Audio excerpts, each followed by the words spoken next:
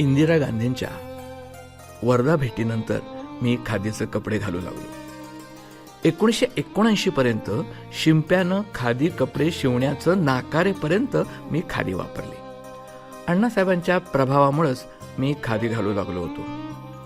त्याचं असं झालं, मी अण्णासाहेबांच्या बरोबर इंदिरा गांधीच्या चर्चेसाठी बाबांच्या कुटीकडे निघालो होतो. सेंट्रल इंटेलिजन्सनं मला अडवलं. अण्णासाहेब बजावते झाले, मेरा सेक्रेटरी है, छोड़ दो. अधिकारी उत्तरला, सेक्रेटरी और टेलिकॉट में.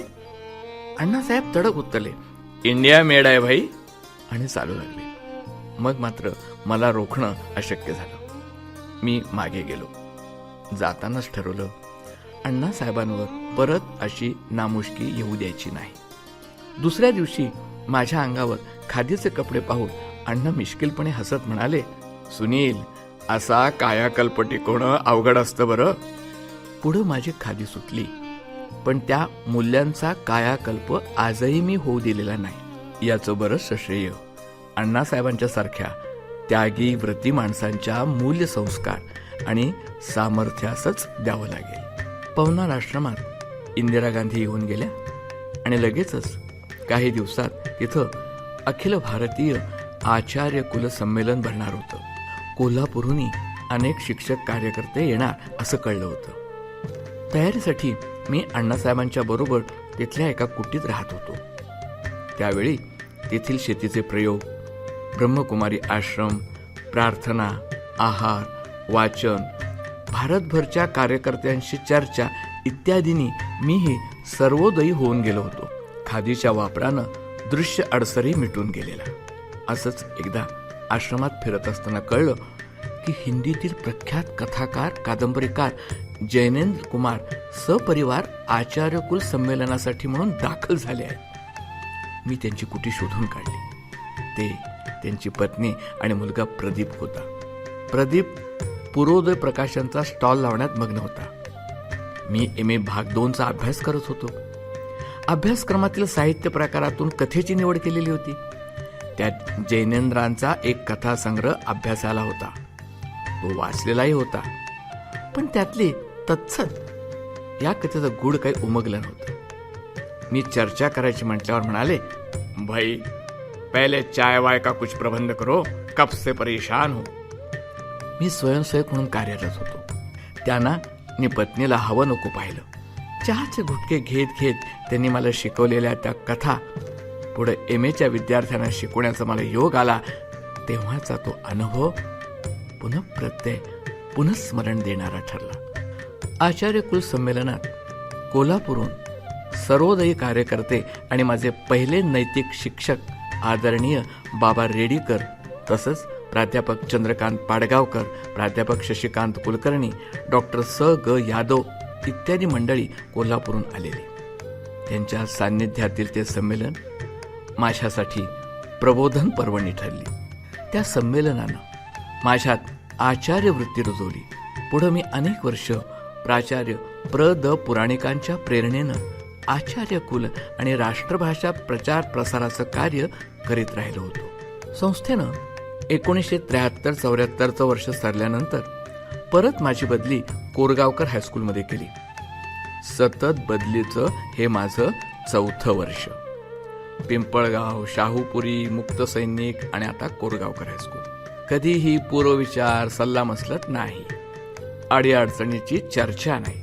त्या काळात माझी प्रकृती अधिकच ढासळली. डॉक्टरांनी मला पूर्ण विश्रांतीचा सल्ला दिला होता. मी 6 महिन्यांची आजारी रजा मागितली. सेवेत कायम असल्यानं मिळण्यात अडसर नव्हता, पण शाळेनं पर्यायी शिक्षक नेमता येणार नाही अशी अडचण सांगून तसंच रजेवर जायला सांगितलं. मी बिनपगारी रजेवर जावं. शाळा एखाद्या शिक्षकाची नियुक्ती अनौपचारिकपणे करील आणि त्याला तुमचा पगार दिला जाईल असं सांगण्यात आलं. मी 6 महिन्यांनी सप्टेंबर 1974च्या मध्यास परत आलो. मला मस्टरवर सह्या करण्यास सांगण्यात आलं, पण माझ्या बुद्धीला हे पटेना. नाईलाज होता.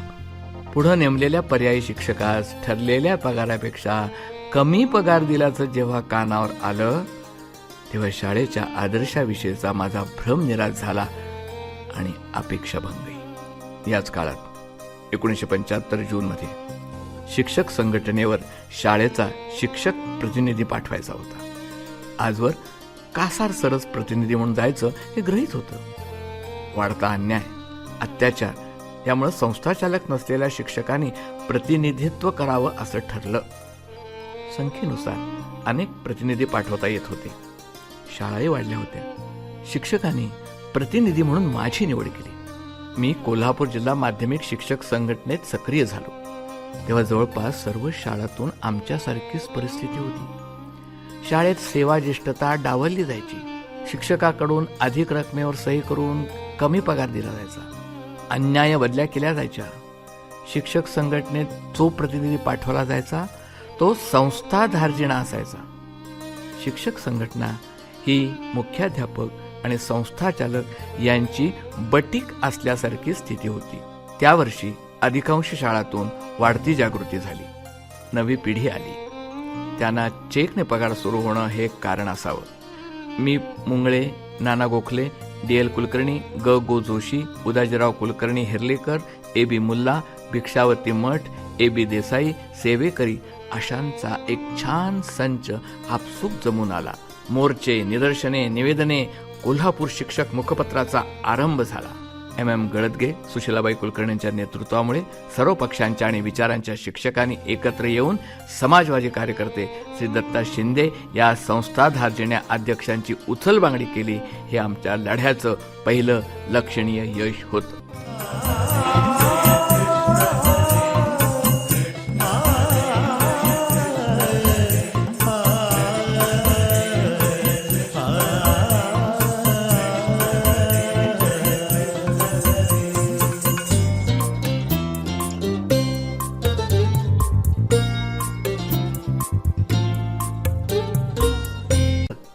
पण हे आपोआप घडलं नव्हतं. आम्ही जिल्हाभर शाळात फिरून मुख्याध्यापक, संस्थाचालकांविरुद्ध शिक्षकात जागृती घडून आणली होती. अनेक शाळांतून तर चक्क मुख्याध्यापकच शिक्षक प्रतिनिधी म्हणून यायचे. आम्ही त्यासाठी संघटनेच्या घटनेत दुरुस्ती केली. ती होऊ नये म्हणून सभा उधळण्याचे प्रयत्न झाले. पण शिक्षकातील एकी आणि जागृतीमुळे संस्थाचालकांना यश आलं नाही. त्यावेळी दत्ता शिंदे संघटनेचे अध्यक्ष होते. ते आमच्या संस्थाचालकांमार्फत आमच्यावर दबाव आणायचे. पण आम्ही काही त्यांना बदललो नाही की बदललो नाही. अविश्वास ठराव विक्रमी मताने मंजूर होणार म्हटल्यावर अध्यक्ष सभागृह सोडून निघून गेले होते. या घटनेनं जिल्हाभरच्या माध्यमिक शाळा आणि तिथले शिक्षक, मुख्याध्यापक आणि संस्थाचालकांच्या जोखडातून, वेठबिगारीतून मुक्त झाले होते. या सुमारास मी MA भाग 2 ची परीक्षा 55% गुण मिळून उत्तीर्ण झालो. आजार, नोकरी, संसार, संघटना आदी सांभाळत माझं MA होणं खरोखरच दिव्य होतं. दरम्यानच्या काळात देशभर इंदिरा गांधींनी आणीबाणी जाहीर केली होती. संघटनेतील सक्रिय कार्यकर्ता म्हणून मी नजरबंदीत होतो. मी जिथं जाईन तिथं पोलीस यायचे. हा ससेमिरा 2 वर्ष तरी चालू होता. यातूनच आम्ही आणीबाणी विरोधी भूमिगत कार्यकर्त्यांना पोचवणं, लपवणं, पत्र, निरोप यांची देवाणघेवाण करणं आदी कामे करत असो. एकदा तर माझ्या घरावर पोलीस छापा पडणार याची कुणकुण लागली आणि माझ्याकडचे साधनेचे जप्त केलेले अंक, आणीबाणी विरोधी पत्रकं, जयप्रकाशांची राष्ट्रसेवा दलाची कॅलेंडर आदी मोठी सामग्री विठ्ठल बिपिन या माझ्या आश्रमीय बंधूच्या चतुराईमुळे रातोरात हलवली होती. माझा पत्रव्यवहार पोलीस आणि पोस्टाकडून सेन्सॉर होऊन यायचा आणि तसाच जायचाही. माझ्या पाळतीवर असलेले पोलीस माझी धडपड, तळमळ पाहून नंतर मित्र झाले होते. त्याचे फायदेही होते. रिझर्वेशन न करता मी कुठेही सुरक्षित प्रवास करू शकत होतो. पोलीसच जागा आरक्षित करायचे. प्रत्येक मोठ्या स्टँड आणि स्थानकावर तेथील पोलीस हजेरी घ्यायला यायचे. पण हवं नकोही पाहायचे. एक प्रकारचा तणाव होता. मिसा लागू शकत होता, पण मी ज्युनियर असल्यानंच वाचलो होतो असं आज जाणवतंय. या सुमारास आंतरभारतीला उच्च माध्यमिक शाळेची मान्यता मिळाली होती. संस्थेतील मी, मुतालिक, देसाई, महाडेश्वर शिकवण्यास पात्र होतो. आपल्यापेक्षा ज्युनियर शिक्षक उच्च माध्यमिकला पात्र आहेत हे लक्षात आल्यावर ही मान्यता गुलदस्त्यात ठेवली होती. पुढे एकदा बैठकीत विचारल्यावर आम्हाला सांगण्यात आलं की ज्यांना प्राध्यापक म्हणून घ्यायचं आहे त्यांना शाळेचे दरवाजे बाहेर जायला उघडे आहेत. मी त्या दिवशी प्राध्यापक होण्याचं ठरवलं आणि PhDच्या दृष्टीनं चाचपणी सुरू केली. अशा रोजच्या अन्यायाने आंतरभारतीतील आम्ही शिक्षक अधिक संघटित झालो.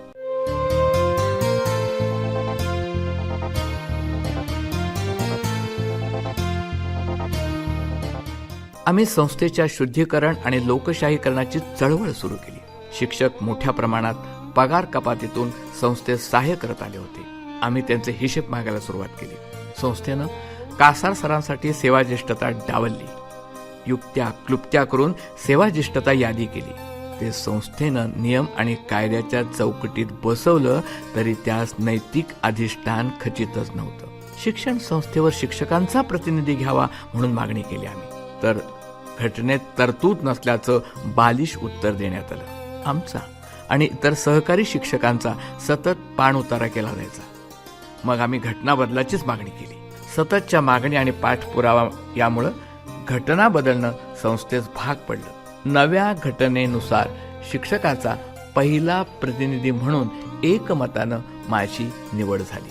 आमच्या चळवळीचं हे मोठं यश होतं. यातून शिक्षक आणि कर्मचाऱ्यात हे होऊ शकतं याचा विश्वास आला. यातून शिक्षक आणि कर्मचाऱ्यात हे सारं होऊ शकतं याबद्दल विश्वास आला. मी Mahadeshwar sir, Latkar sir, Pathak sir, Magdum sir अशी मंडळी क्रियाशील होतो. यातून अनुभव घेऊन लोकशाहीकरणावर मी एक लेख लिहिला. त्याचं सर्वत्र स्वागत झालं. पुढे गारगोटीच्या मोने विद्यापीठात असाच प्रयोग यशस्वी झाला. मग मी एक विस्तृत लेख समाज प्रबोधन पत्रिकेत लिहिला. तो वाचून नाग गोरे, प्राचार्य अमरसिंह राणे यांची सुंदर पत्र आली होती. त्यामुळं या प्रयोग आणि प्रयत्नांवरचा आमचा विश्वास वाढला. संस्था पातळीवरही आमच्याकडं विध्वंसक म्हणून पाहण्याची दृष्टी बदलली. पुढं महाराष्ट्राच्या सर्व प्राध्यापक संघटनांनी आपल्या मुखपत्रात माझा लेख पुनर्मुद्रित करून राज्य पातळीवरचं एक चर्चासत्र मुंबई विद्यापीठाच्या सिनेट हॉलमध्ये योजलं होतं. शुद्धीकरणाच्या चळवळीत माझे काही सहकारी, खरं तर माझे शिक्षक, विरोधासाठी विरोध करत राहायचे. मला ते पटायचं नाही. या सर्व चळवळीत संस्थेनं माझ्यावर कधीच अन्याय केला नव्हता, पण इतरांवर होणारे अन्याय मूग गिळून गप्प पाहत बसणं मला पटत नव्हतं. संस्थाचालक, शिक्षक माझ्याशी ते माझे उपकार करते आहेत या भावनेनं पाहत माझ्या मनात त्यांच्याबद्दल कृतज्ञतेची भावना होती, पण ती व्यक्तिगत पातळीवर. सामाजिक जीवनात विवेक आणि न्यायाच्या कसोटीवर त्यांना शिरोधार्य मांडणं पटेना. स्वकीयांविरुद्ध उभं ठाकणं सोपं नव्हतं. ही शक्ती आणि बुद्धी माझ्यात कुठून आली याचा शोध घेताना लक्षात येतं की जे साहिलं होतं ते आता पाहवत नव्हतं. चांगल्या गोष्टीला मी संस्थेत सकारात्मक प्रतिसाद देण्याची वृत्ती ठेवली होती. शिक्षक भविष्य निर्वाह निधी, प्राथमिक शिक्षकांना बढती, नवीन बालक मंदिर, प्राथमिक शाळा सुरू करणं या साऱ्यात माझा सहभाग माझ्या सहकार्यांना संस्थाधार्जना वाटत राहायचा असं कधी कधी लक्षात येईल. पण मी माझा विवेक कधी विचलित आणि कलुषित होऊ दिला नाही. रचनात्मक बदलावर माझी निष्ठा अढळ होती. व्यक्तिद्वेषापोटी काही करायचं नाही हे तत्व पाळल्यामुळं कदाचित टोकाचे मतभेद होऊ नये. देशपांडे सर आणि कासार सर यांनी माझं पाल्यत्व कधी नाकारलं, ठोकरलं नाही आणि मी त्यांचं पालकत्व. आंतरभारतीच्या लोकशाहीकरणाचं रणशिंक फुंकलं खरं, पण त्यास धार आली ती अनेक कसोटींच्या प्रसंगातून. आणीबाणीतलं अनुशासन पर्व आम्ही आमच्या संस्थेत वेगळ्या पद्धतीनं अनुभवत होतो.